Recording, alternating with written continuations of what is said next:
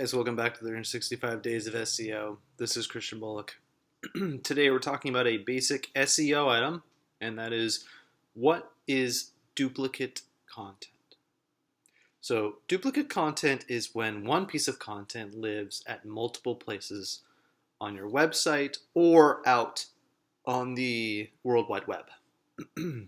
So if we talk about our own website, duplicate content is an issue because search engines A, can't figure out what's the best content location to serve to users, and B, if they see enough of it on your website, they start thinking that you're doing it in a malicious fashion, that you're trying to game the system for whatever reason, and you can be hit with a duplicate content penalty from search engines, which means decreased search engine rankings, decreased organic traffic, and even sometimes, in some instances, being banned from organic search engine results until you get it fixed.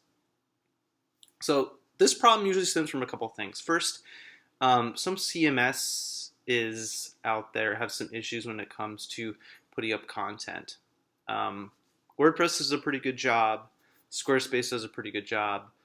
Custom CMSs tend to have some issues, and when you have an e-commerce site and when you use a system for that, it's really easy to produce a product listing page and have multiple URLs for that one page. So in this instance, when you identify you've got duplicate content, the best thing you can do is have one source.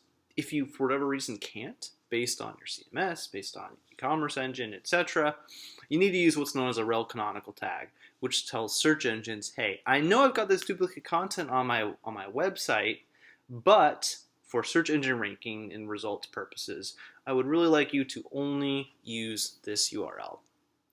So again, it's sort of like a patchwork, right? You're just essentially telling search engines, hey, look, I know I have this problem, I've identified it, I can't really get rid of it, or I don't have the resources to get rid of it, but here's the solution. So that's duplicate content from an internal website perspective. Duplicate content can also be out there on the World Wide Web.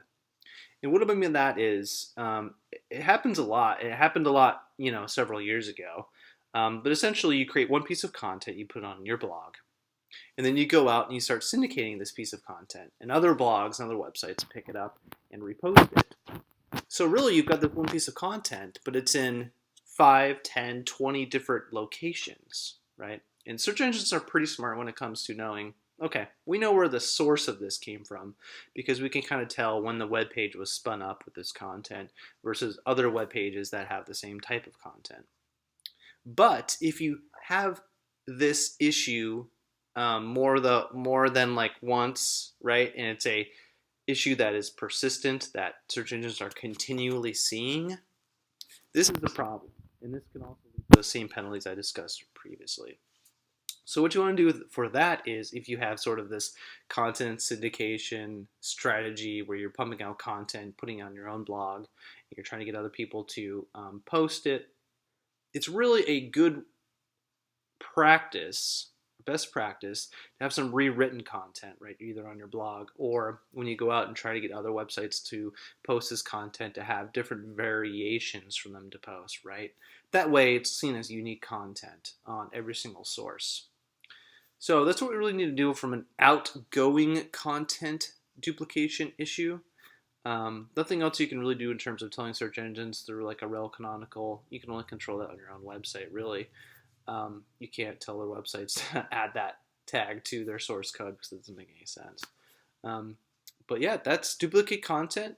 My name is Christian Bullock, 365daysofseo.com. We'll speak with you guys tomorrow.